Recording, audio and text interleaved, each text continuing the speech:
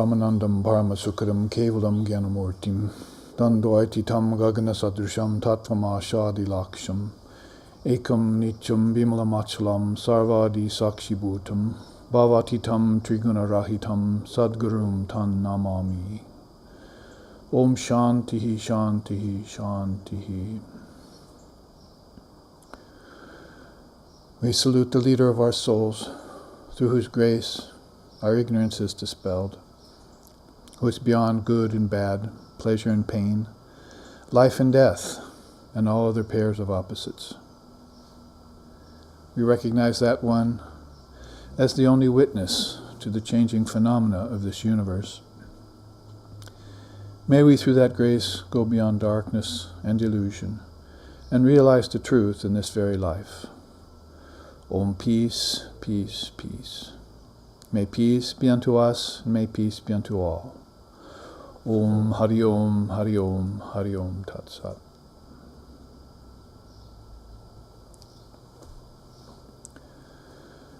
We welcome you here, live streaming audience, and to those who have gathered this morning after early meditation at 6 a.m. at the SRV Ashrama.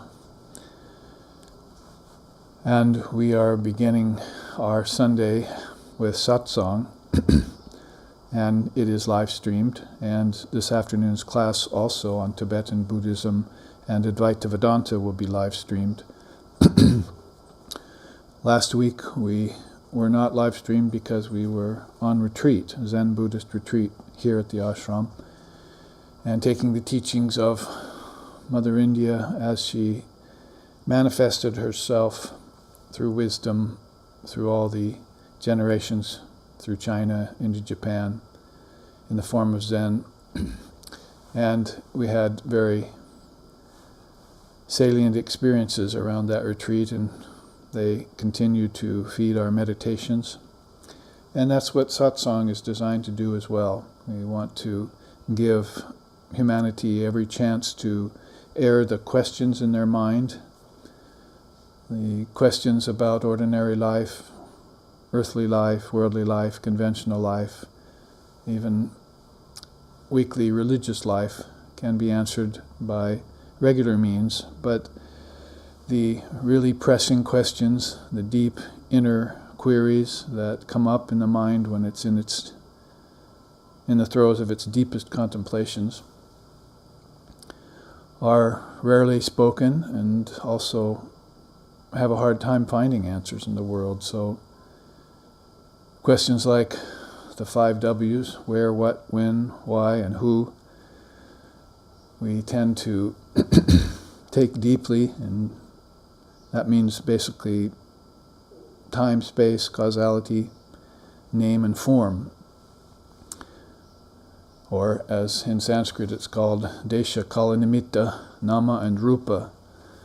So those are questions that, if they're taken from the standpoint of spirituality, that is, if they're not just taken at the scientific level or at the psychological level, but taken into the deep recesses of consciousness, higher awareness, they provide very good mead for consideration, very good food for thought, for deeper thought. And that kind of thought enlightens the mind by degrees, in stages. Enlightenment always dawns on the mind in stages, says Sri Ramchandra in the Adhyatma Ramayana. So in Satsang, Sat Truth, Sangha, a group that gathers together, we all come together via modern technology, thankfully, from different places around the globe into this one little space here at our ashram, at the eternal and never-changing moment. That is, we can sit together and take up these deep questions of spiritual life and find specific answers for them. We find that it's a process that goes deeper and deeper, and as if question and answer are just sort of a prompter. And then all of a sudden you can find yourself diving deep into discourses and wisdom transmission. The churner of the ocean of nectar, we might call Satsang. It's one of the beads on your mala is called the churner of the ocean of nectar. And each bead on the mala represents something very specific. So again, spiritual life and all of its concomitants take us very deep in consideration and give us lots of room for taking time and space and causation to a deeper level, until finally they disappear or show themselves up as attributes of the mind. When the mind goes into deep sleep at night, time and space tend to shrink and go away. We've noticed in our meditations as well, time and space tend to break down. And so one of the great songs of India says that. Practice meditation and cut time down, and cut space away, and try and cut cause and effect, which affectionately or inaffectionately known as karma. Cut that away too, and rest in that one single moment, as we are doing here with you this morning at our satsang. And questions have already come in and been listed. I've had a chance to glance at them this morning at just before meditation, and they have come in the number of 5 from 5 different students. Some here, one in California, one in Oregon, and the rest I think right here in Hawaii. So let's take these questions right in order. The first question written in is, if disease is born of the mind, then isn't medicine also born of the mind? How does scientific medicine work on our bodies? Does it really manage the prana? So basically there are 3 questions there in one. And I would say to start off that there are many things that are there in the mind. Everything comes out of the mind. So first we'd have to start off with that idea that the universe is just mind made manifest, as the earliest teachings back to Lord Vashishta tell us, that everything is a thought concretized. That is, trees and oceans and everything start off as thoughts in the mind. That's called mind-only school teachings, and of course they differ from creationist theories, and they differ from scientific theories that seek physical origins only. We seek the origin of everything back in the mind. Like I said, when we wake up out of deep sleep, we've broken down the dreaming state and we've entered the waking state, and when we go back into deep sleep, we break down both the waking and the dreaming state. There's a question about that later that will be answered. So the mind is always fashioning and unfashioning, constructing and tearing down worlds of name and form and time and space based on cosmic principles that all exist back in the mind at individual levels, at collective level, and also at cosmic level. We have to make sure that we take the mind at that level of Triputi, 3 levels of mind. And so when one looks at the mind, they see that there are many things that have come out of the mind that really don't get our attention. But illness isn't one of those. Illness gets our attention right away. So it's a prime subject for the beginning aspirant in spirituality. Advanced or intermediate or advanced aspirant begins to get over the question of disease and remedies. Solutions and remedies begin to become much less problem. In fact, they begin to pull the mind into relativity and keep it there. So they start to lean more toward that transcendental area where higher thought preoccupies the mind. Wisdom teachings, we call it Dharma, and like we studied last week in Zen Buddhism and in Tibetan Buddhism this afternoon, the Dharma is prevalent in all Indian darshanas, and it grabs the mind, and if it's utilized right, it'll cause the mind to become one-pointed. That's called the wisdom eye, by the way. Krishna called it Jnana Chakshu, the eye of wisdom, and Christ called it, if thine eye be single, you shall know the truth. And I've found references to the single eye or the single eye of wisdom in about 7 different religious traditions. So that's what Dharma tends to do. But back at the level of dealing with our illnesses, then the question comes about medicine. And so how does it manage, does it really manage the prana, the question asks. And how does it work on our bodies? Well, short answer would probably be that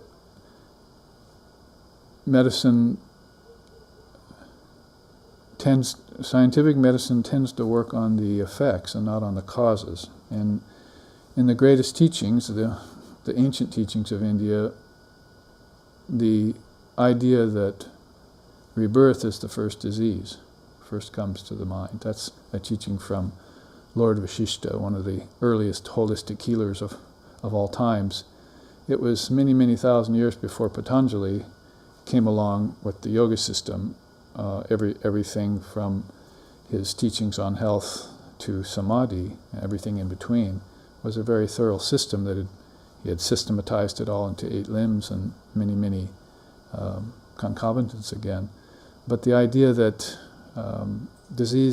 that rebirth is the first disease was there prevalent in India at the earliest times. So long before they considered health and ill health, they had made this declaration. Rebirth is the first disease. So that's called sara, essential. And samanya is called secondary. The secondary problem is that when people are born, if they do choose to take birth, and note the words there, we'd rather be choosers than be pulled into life against our will in ignorance. So if we have chosen to take rebirth, then the first problem there is lack of discriminative wisdom. So again, we're back to this idea of Dharma and wisdom. If we had learned that in a previous lifetime, then you're born with healthy body, healthy prana. Prana means that energy flowing through you on all levels, and healthy minds. And people who are born otherwise probably did not learn the Dharma in a previous lifetime. Generally speaking, there are, of course, many different cases to take up. But generally speaking, managing the prana, as the question says here, is really more the idea. Western medicine tends to try and manipulate the prana without knowing about the existence of the prana. So a lot of us are beginning to lean more towards holistic medicines, which can help the prana, that is, help it in its flow, help it to be free of impedances and blockages that cause problems in our organs and in our nerves and so forth. In the same way that when prana flows through the nerves, and there's a healthy body, in that same way when Shakti power, which is a much, much finer form of prana, manager of prana, begins to flow through our subtle nerves, those nerves that are inside nerves that can't be seen, then we have healthy spiritual bodies too, and healthy minds. They can think properly and they can act properly. Everything is in harmony then in that sort of a system. So those who tend to take on a body-mind mechanism, as we say in Vedanta, or a psychophysical being, are best equipped in life if they know about discriminative wisdom. If they had learned discriminative wisdom in a previous lifetime, then the problem of illnesses is much attenuated. That's why you see the yogis being well all the time and very seldom get sick, or sometimes the body gets sick, but the mind stays in its healthy state. So in that way, we see that Western medicine has a different idea, treats the body as if the body were real. But we know in spiritual life that the body is going to pass and that it's a manifestation of the mind. The mind is its source, its origin. And it can produce as many bodies as it wants, just like you do in dream state tonight.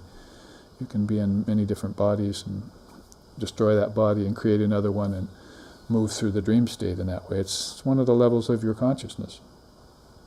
It's called the second world of 3 worlds: waking, dreaming, and deep sleep.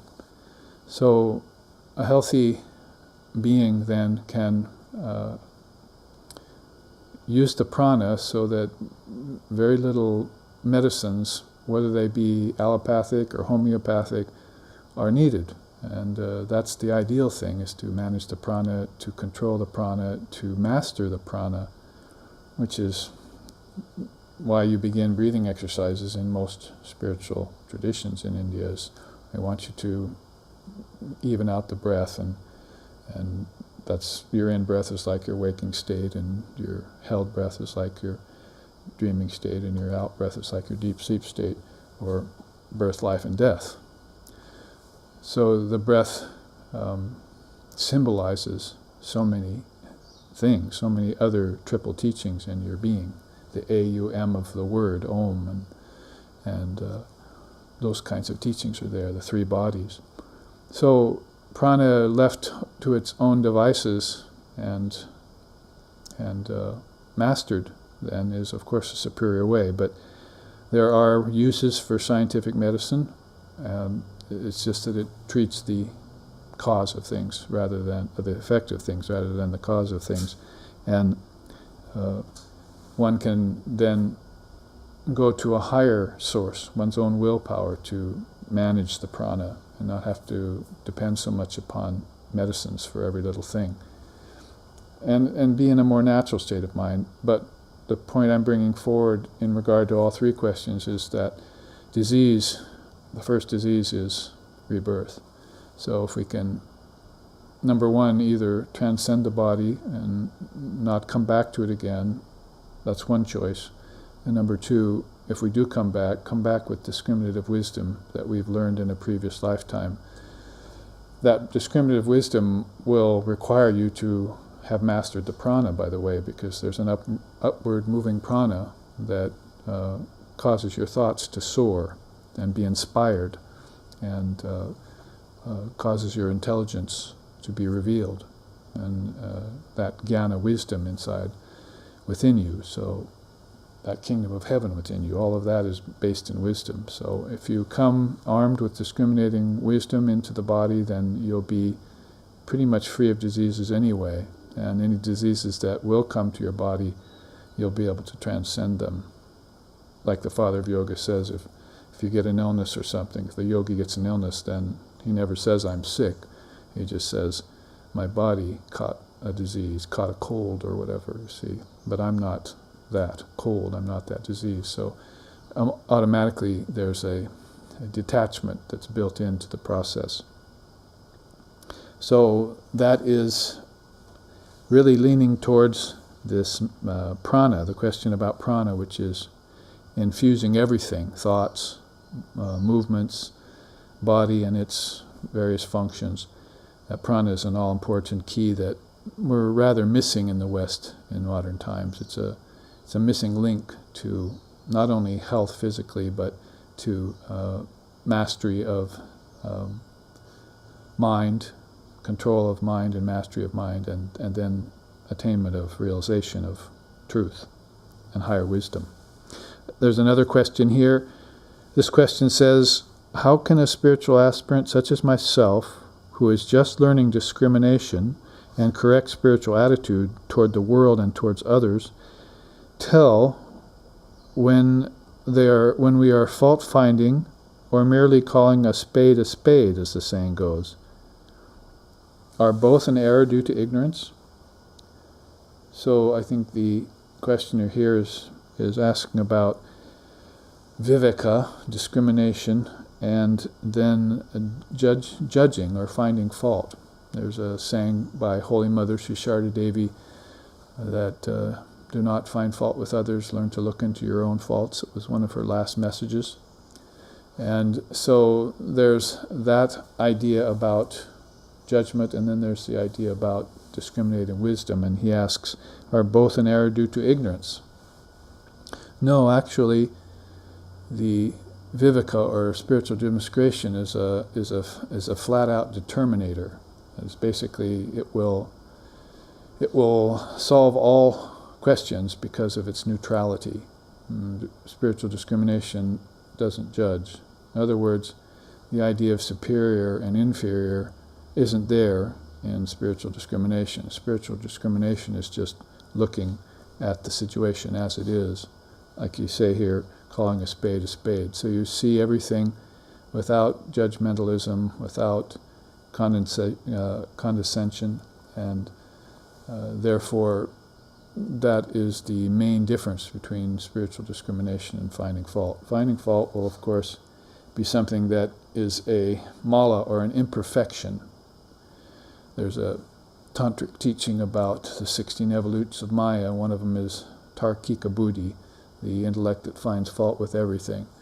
And you come upon that sometimes in people, that you see the real distinction between spiritual discrimination, which doesn't judge, and then the intellect that's developed a bad habit of finding fault with everything. And that intellect that finds fault with everything never gets any rest. It can't come to any conclusion. It can't eventually rid itself of that habit of finding fault and just accept everything as it is. So spiritual discrimination, we call it viveka, which is, of course, the fine word that Swami Vivekananda took for his monastic name. The bliss of discrimination is superlative and is very, very definitely distinct from fault finding. One has to develop that over time, and like I said, the main element that's missing, that's there in fault finding, is the feeling of superiority and inferiority is gone. Spiritual discrimination is just looking calmly, quietly, with equanimity and balance, called upeksha, at the situation, at the object, at the quality, at the trait, at the characteristic, and just seeing it as it is. It's developing the power to see something as it really is. For instance, if you use it in spiritual life, you look at a tree and you see that the tree's form is not the real tree, and then you look deeper, like science has done, and you see the atomic particle tree, and you see that the tree is a mass of swirling particles, then that's the next level of spiritual discrimination. But you're not judging it to be negative or positive. The tree doesn't have any fault in it. It just has its outer form and its inner form, and you just see them and you note them. And then with deeper spiritual discrimination, you can look at the Buddha nature tree, or what we call the Atman tree. And that's a third level of its existence that most people would never see. And they would never see it because maybe they had gotten caught in the first level of the tree's existence and the second level of the tree's existence, and they think they have come to the final conclusion. But with their spiritual discrimination intact and going to the deepest level, then they find out that the tree has come out of the mind as a thought. And that's how we just started out this afternoon, this morning satsang, is that everything has come from the mind. So in that way, you could also say the whole world is full of faults because the mind is full of faults. The whole world is full of beauty because the mind is full of beauty. The whole world is full of perfection because my spiritual discrimination is intact. See, the imperfections are perfect. And that's called acceptance. And when one accepts like that, then the tendency to find fault goes away. So it's a good question coming in from this student.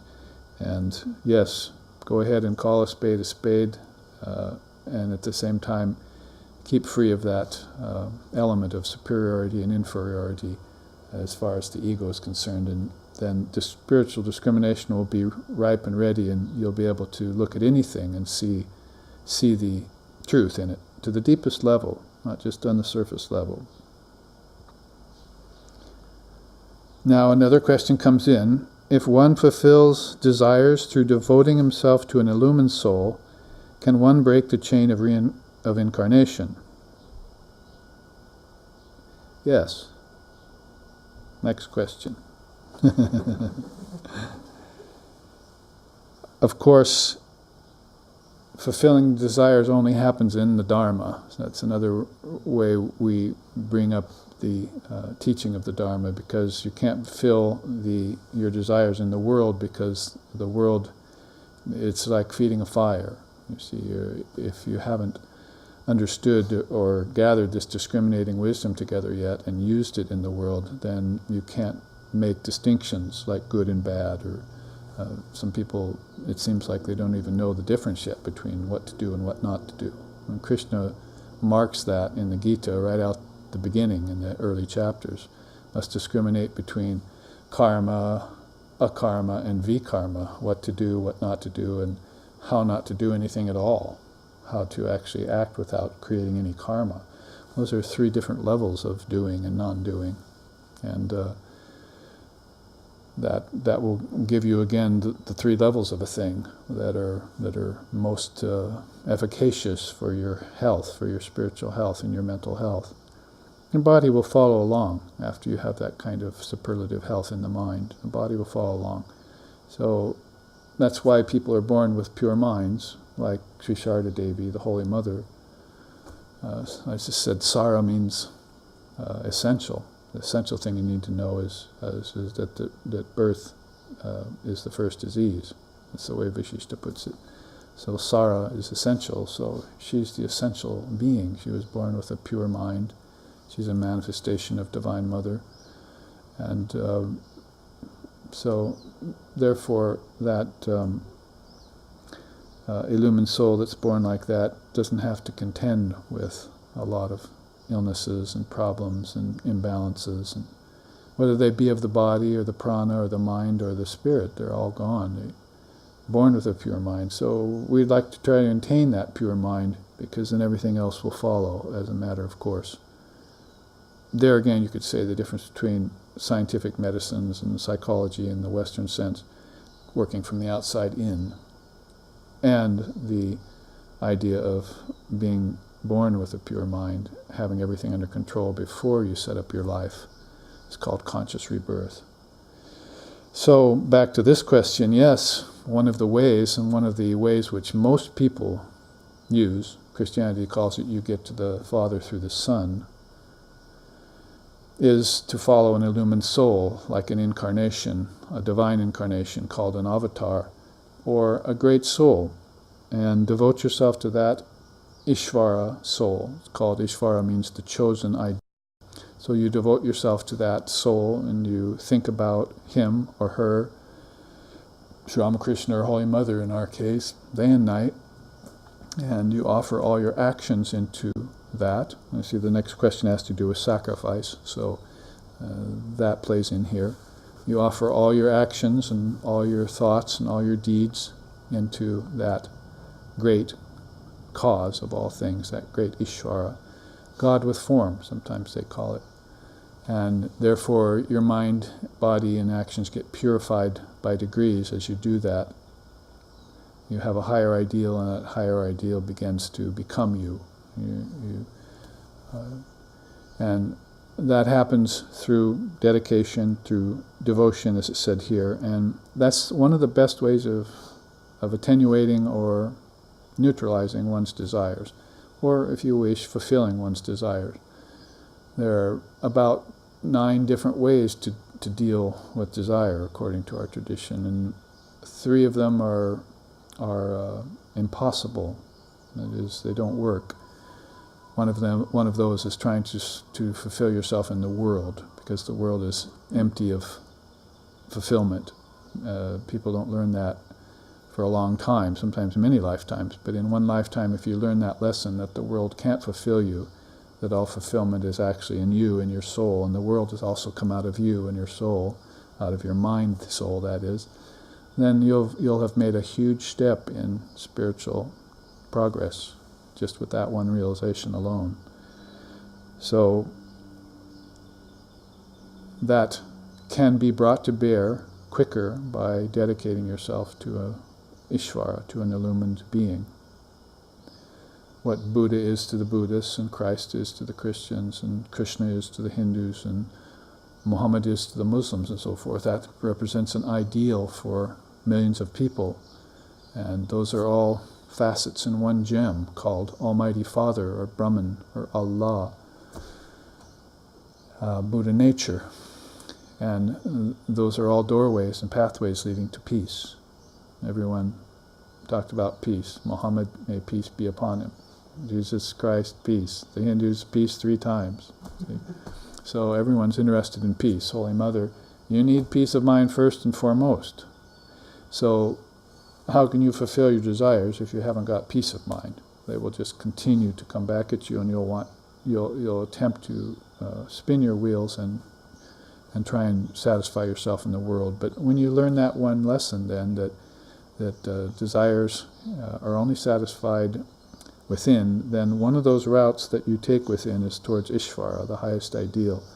And you offer everything that you desire and everything that you want to attain to that Ishvara form. It's like one of the beautiful charts here on our wall of our ashram is you start the day waking consciously, then you purify yourself with water, bath, ritual, then you prostrate before the altar, that is before Ishvara, the God with form, then you sit and you chant Om to set up your mind. The eternal word Om will all of a sudden usher you into all 24 cosmic principles have come out of Om. Everything has come out of Om.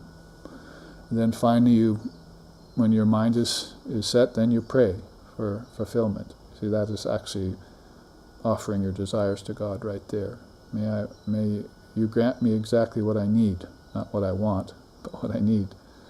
And then you put everything in the hands of your Ishtam, your chosen ideal. You know what's best for me, just like a child puts everything in the hands of his father and mother and doesn't know yet what's best for him. And then you offer your life to God, called Samarpana. That has to do with sacrifice and so forth. And then Purusha Yagya, you dedicate the soul to God. Finally, you salute your gurus, all your gurus on all sides, your teachers, and then you end up with a vow to infuse your sadhana with enthusiasm, utsaha. So that keeps your spiritual life living, full of verve, full of energy, and you rededicate yourself every day anew that way. Even during the day, if you begin to flag, or at nighttime before you go to bed, you keep that vow to infuse your sadhana with enthusiasm. Utsaha means enthusiasm. Then should one meditate after that? Yes, and then one meditates. It's a 9-point method for setting yourself up for meditation, and it could all be done in 10-15 minutes actually.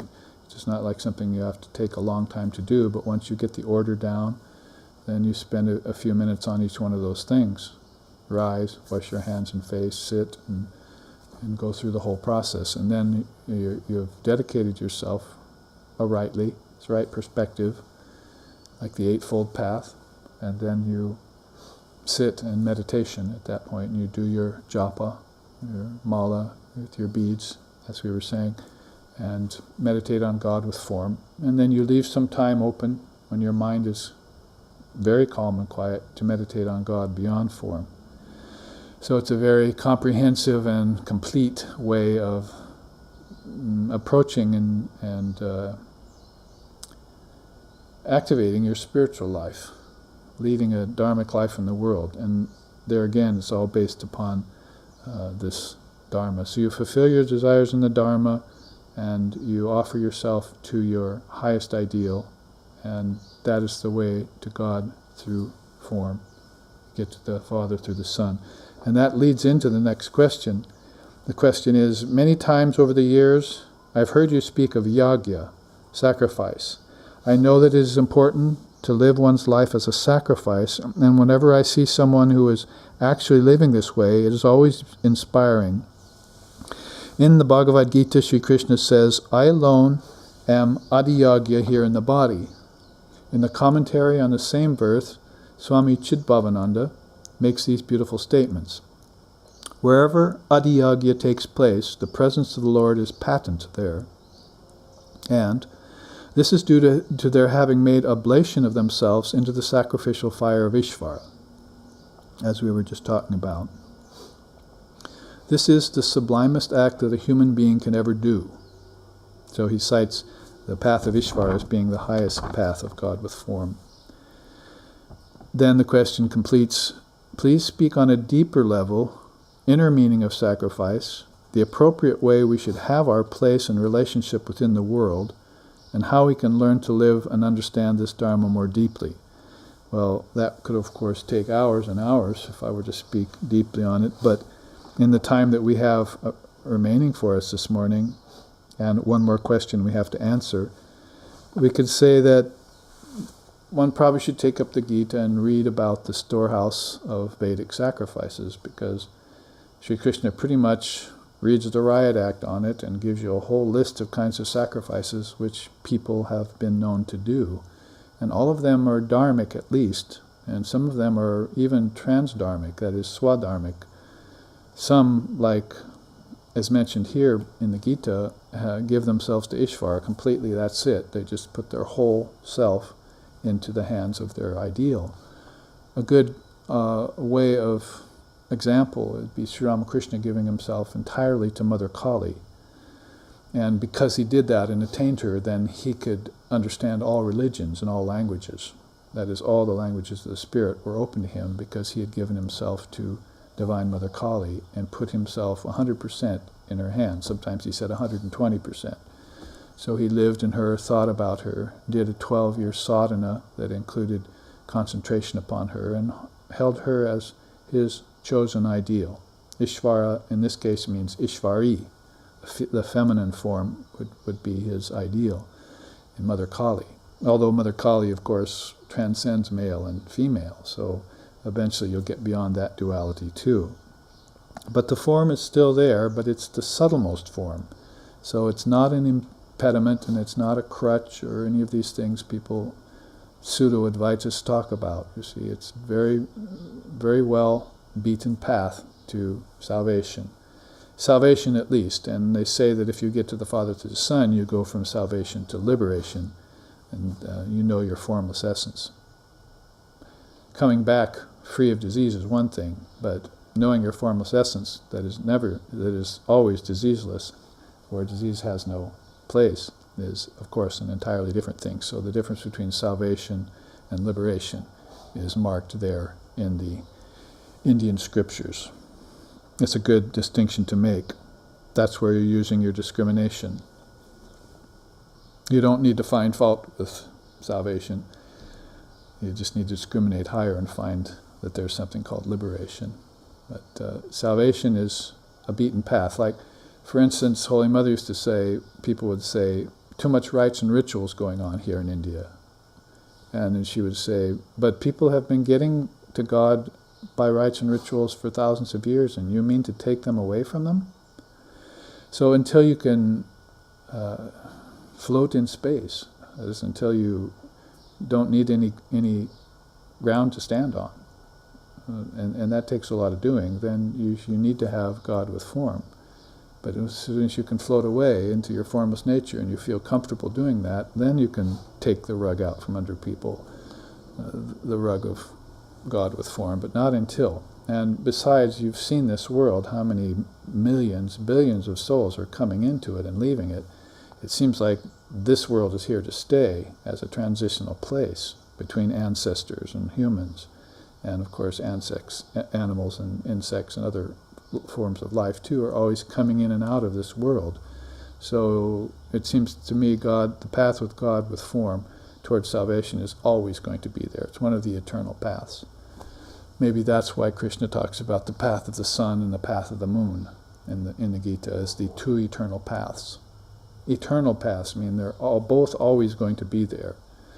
So yes, for some of those beings who are superlative seekers and who reach the highest state, they may prefer to go formless and stay formless, but even they will have to come back into form to help others. Therefore, you want to do it with discriminating wisdom. You see how these questions then connect. Any question in satsang connects. If you have the eye to see, you see, and then you make the connections and you believe in the Dharma. You become a supporter of the Dharma. You never are a detractor of the Dharma. You always support it, and you support the teachers who teach it. There are other sacrifices to make besides the sacrifice into Ishvara. Some people aren't ready yet to give themselves, their ego over, for whatever reasons, and there are many. You can offer then the senses into the sacrificial fire. Everything you see, taste, touch, hear, and smell, you make an offering of it. That's one of the sacrifices in the Gita, in the Vedic storehouse. And they even specify the act of hearing. Because hearing is the subtlest of all senses in our tradition. Hearing goes with ether, and ether is the subtlest element. So sight goes with fire, right? So that's third on the list. See, that superlative sense of hearing is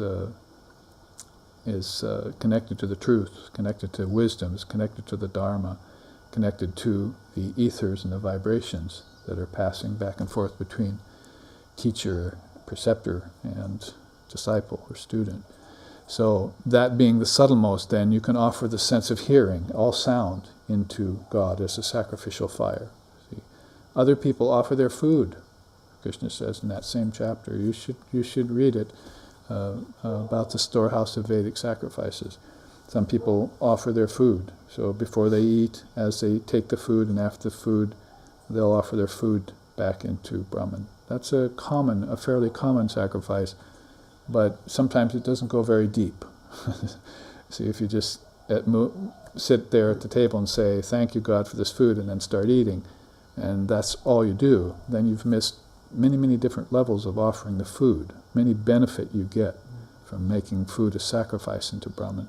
As you're eating it, as you're digesting it, the energy the mind gets from eating food can then contemplate higher teachings. You can't contemplate higher teachings if you're weak, if your food isn't pure, you don't get the right energy from it. And a lot of people suffer from that. Even people who have said, thank you, God, for the food, suffer from no spiritual energy. They think about anything, it makes them tired. Just to think about it makes them tired. What to speak of doing it? So you need to get into the mind as if it were a weed bed and just attack it and take it completely out, like I saw my nephew do a couple days ago. So that mind needs weeding. So you need energy for that. And so that's one of the great sacrifices, is offering your food. So do it at a deep level and know how food is Brahman, as another famous sloka in the Gita says, Brahmarpanam Brahmahavir Brahmagnao Brahmanahutam, that all is Brahman and it begins with food. So that's a very deep level of knowing of the sacrifice of food. So there are many kinds of sacrifices in the Bhagavad Gita, and other places too are mentioned. Some people, in fact, Krishna says at one point, the highest of all sacrifices is wisdom sacrifice. So some people study, read the scriptures, digest the scriptures, contemplate the scriptures, meditate on the scriptures and the teachings and the Dharma, and they offer that back to Mother. And she tends to like that, I hear. Sri Ramakrishna, that was one of his great sacrifices too. So all of these wisdom sacrifices all are very important too. And that, of course, brings back the import of the Dharma. We could go on and on about that, but yes, to conclude, people who live a sanctified life of sacrifice are very admirable. You could call them acharyas, swamis, roshis, ajaris, tulkus, priests and other holy beings, sages, seers, and saints. They tend to live that life of sacrifice all the time. So for them it's not a matter of accumulating, it's a matter of being free of things. So they're always, what they do get, they give back. Because that's kind of a simple definition for sacrifice. What you receive, give it back. And then you'll receive it many more fold, Christ says. And then you give that back too. So the idea isn't to accumulate and end up with a huge amount. You must end up neutral. You must end up not with too much or too little. You just must end with just what you started with, which is perfect. So that's the way to neutralize karma? Yes, it can be connected to karma, because sacrifice will attenuate your karmas. Your karmas many of them are happening to people because of greed and selfishness. and accumulation of goods and wealth. Trying to own things that are empty. I own acres of forest, but I just told you the teaching of the tree, it's empty. There's nothing there. You own a bunch of emptiness. So accumulating things is very sketchy and very, very tentative and very risky. So if you know the truth, then even if you own a lot, you won't own it. You'll custodian it, they say, but you'll never consider it to be yours. It cannot be owned. Even our American Indians here on this continent practiced that kind of sacrifice. They moved about freely. They didn't try and own anything. It'd be like trying to own the sky. It goes on and on forever. Same with the land and the waters. Troubles come, karmas come by trying to take those and keep them and steal them and hold them and give them away, like God does. Gives everything away freely, see, like Divine Mother. So we could go on and on about how we can learn to live and understand that Dharma more deeply. That's actually what we're doing here, so let's do it. Let's keep going on. Last question here in our remaining time is, there's a chart that was created on the three bodies of the non-self, according to Shankaracharya. It says that the waking state facilitates both dream and deep sleep states. The waking state certainly fuels dream by creating experiences and tendencies for mind to chew on, as it were. But how does it facilitate deep sleep, which is a state of formlessness? My question is further prompted due to the fact that it is the causal body that is the cause of the subtle and gross bodies. If it is the cause of the gross body, why does it need the gross body to facilitate it? It sounds very chicken and eggish. Well, yeah, but more than that, this teaching is of the three bodies is coming from the Vivekachudamani by Shankaracharya, and there the idea is that the waking state then creates the dreaming state and then the deep sleep state. And she's saying, the questioner is saying here that basically deep sleep comes first, and then dreaming comes out of that, and waking state comes out of that from source of origin. They call it evolution. But so if you're looking at it in two different ways, Shankaracharya, when he talks about the three bodies in the Vivekachudamani, he's talking about it in terms of the cause, in terms of the practice, the practitioner. Practitioner goes from waking, dreaming to deep sleep. So for him or her, practitioner, sadhaka, that's the way it proceeds. Their waking state first, then their dreaming state, and then their deep sleep state, like the AUM of Om. You have to start out with a practice. But from the standpoint of cosmology, it's the other way around. It's cause first, subtlemost cause called causal, then subtle, and then gross. So you have to look at it in terms of those two perspectives. One from the standpoint of the practitioner who's trying to understand the tattvas, and they'll start out with the waking state and everything that's in it, meditate on that, and then go to the dreaming state and find out that that is actually the cause of the waking state. But to the practitioner, he's proceeding from waking to dreaming, from dreaming to deep sleep. He's trying to master the A of Om first, then the U of Om, and then the M of Om, and then go beyond the three worlds. Those are called the three worlds, or the three states of your consciousness: waking, dreaming, and deep sleep. Remember, there's something called Turiya, the fourth, which is represented by that little one-eyed smile there, that called the Shvara, that half moon on its back with the dot. In the Sanskrit symbols called Shvara. If you make a domino Om, see, and you have the kids knock that down, everything will fall down except the Shvara. So that remains untouched. That's beyond the three worlds, beyond the three states, it's beyond the three bodies. It's your true nature, and that's what we're all trying to realize. But we'll have to do it by understanding the cosmology first. From the causal comes the subtle, and from the subtle comes the gross.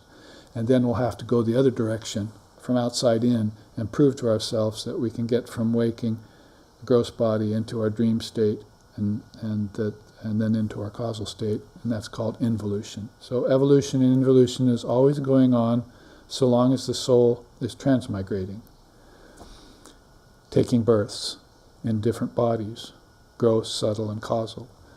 Remember, that's the mind that's doing that. The true soul never moves.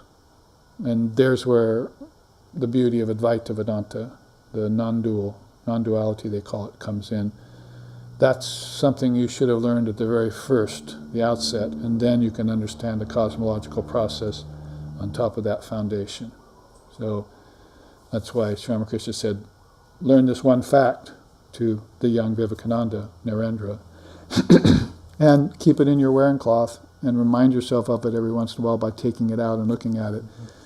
Then go and act, think, participate in life, go from place to place to help beings out of darkness, out of Maya's veils, as he said in one of his songs. So if you have that one salient fact, that one superlative fact first, that soul never moves, that soul is all pervasive and eternal, then you can understand all the movement that's going on, or the apparent movement that's going on top of that foundation, just like waves on the top of an ocean.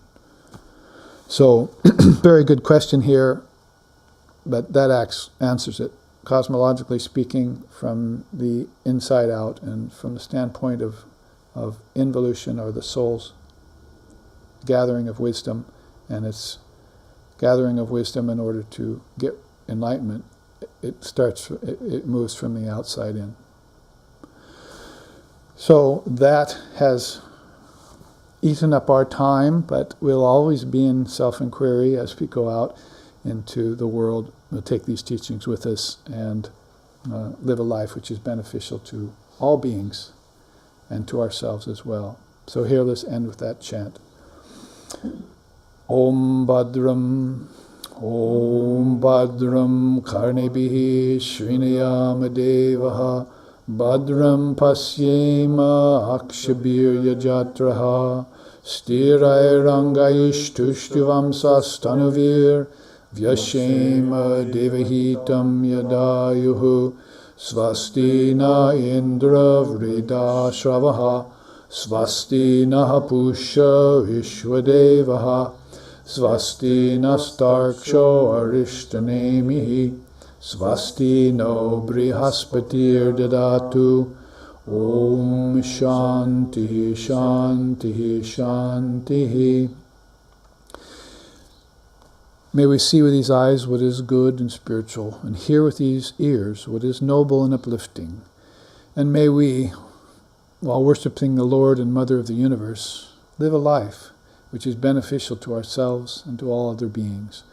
Om, peace, peace, peace. May peace be unto us, may peace be unto all. Om